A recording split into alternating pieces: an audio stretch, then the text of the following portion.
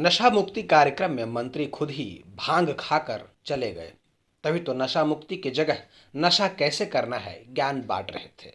यह कहना है छत्तीसगढ़ विधानसभा के नेता विपक्ष नारायण सिंह चंदेल का।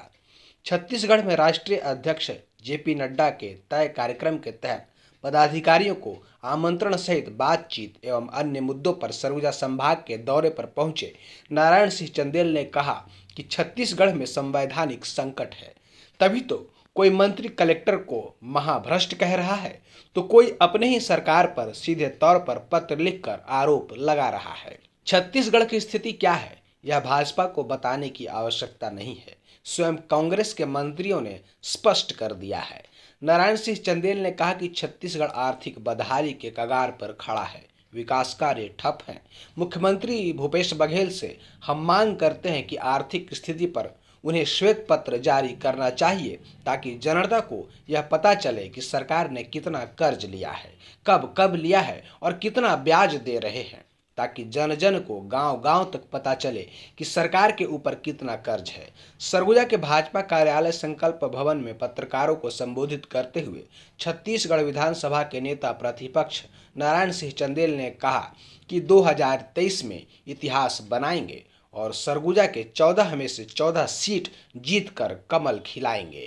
नए दायित्व मिलने के बाद में नेता प्रतिपक्ष बनने के बाद 2 दिन का पूरे सरगुजा संभाग का हमारा दौरा है और दौरे का जो हेतु और उद्देश्य है, आगामी 9 सितंबर को भारतीय जनता पार्टी के राष्ट्रीय अध्यक्ष माननीय जगत प्रकाश नड्डा जी प्रदेश की राजधानी रायपुर में आ रहे हैं और भारतीय जनता पार्टी के बूथ स्तर के कार्यकर्ताओं से वो सीधा संवाद करने वाले हैं।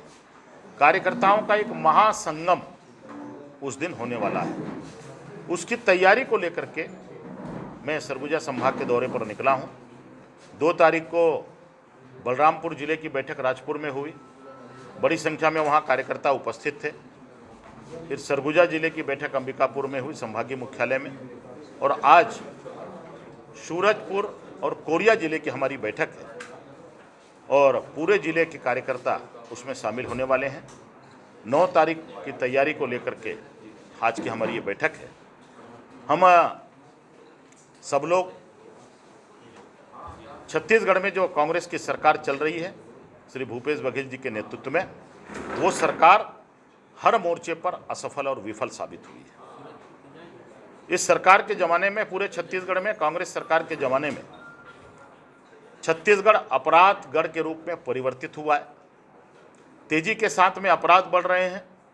विकास के मामले में छत्तीसगढ़ निरंतर पिछड़ रहा है और इसी बात को हम जन जन तक पहुंचाने वाले हैं कि हर मोर्चे पर भूपेश की सरकार असफल है, विफल है।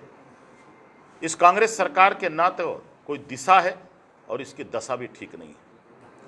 भूपेश सरकार की नीति और नीयत दोनों खराब है और इसको आने वाले समय में हम जन जन तक ले जाएंगे और जन जन तक ले जा करके 2023 का जो विधानसभा का चुनाव है उसमें हम भारतीय जनता पार्टी की सरकार बनाएंगे। माननीय अटल जी ने कहा था कि अंधेरा छटेगा, सूरज निकलेगा और कमल खिलेगा। धन्यवाद। सर, 51,000 करोड़ रुपए जो आप बता रहे हैं, ब्याज भी देना पड़ रहा है। राज्य सरकार, आपकी सरकार आती है तो किस तरीके? देखिए, ऐसा है, अभी तो हम भूपेश सरकार से मांग करते हैं कि 3.25 साल बीत गए, छत्तीसगढ़ आर्थिक बदहाली के कगार पर खड़ा है, विकास के काम ठप हैं और इसलिए माननीय मुख्यमंत्री श्री भूपेश बघेल जी को आर्थिक स्थिति पर श्वेत पत्र जारी करना चाहिए ताकि जनता को यह मालूम चले कि कितना कर्जा इस सरकार के ऊपर में है, कब कब लिया है और कितना ब्याज छत्तीसगढ़ की सरकार को उस कर्जे के एवज में चुकाना पड़ता है। छत्तीसगढ़ के गांव तक इस बात की जानकारी मिलनी चाहिए, इसलिए पूरे प्रदेश में श्वेत पत्र छत्तीसगढ़ सरकार को जारी करना चाहिए। सर, 12 दिनों की हड़ताल पर अधिकारी कर्मचारी बैठने के बावजूद सरकार उनकी मांगों को पूरी नहीं की, क्या कहें? कल तो मैंने सुना कि मुख्यमंत्री जी ने कहा है कि हम दिवाली तक करेंगे और ये अधिकारी और कर्मचारी के साथ ये सरकार जो है वो छल कर रही है, धोखा कर रही है। अधिकारी कर्मचारी की मांगों का भारतीय जनता पार्टी पूर्ण समर्थन करती है। उनकी मांग जायज है, न्याय उचित है, और उन्होंने अल्टीमेटम देके आंदोलन किया था।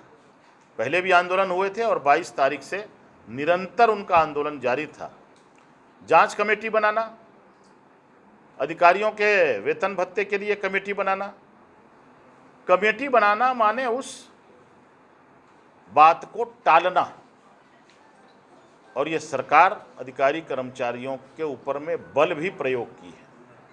झूठे मुकदमे लादे गए, उनको डराया गया है, धमकाया गया है, उनको टार्चर किया गया है, और बलपूर्वक दमनकारी नीतियों को अपना करके उनके हड़ताल को उन्होंने स्थगित कराया है, जो प्रजातंत्र में उचित नहीं है। सालाना 1 लाख रोजगार, बेरोजगारी नियमितीकरण, कलेक्टर दर जैसी वादा को आज तक पूरी नहीं की है, क्या कहना है? उसी को लेकर तो हमारा 24 तारीख को बड़ा आंदोलन था।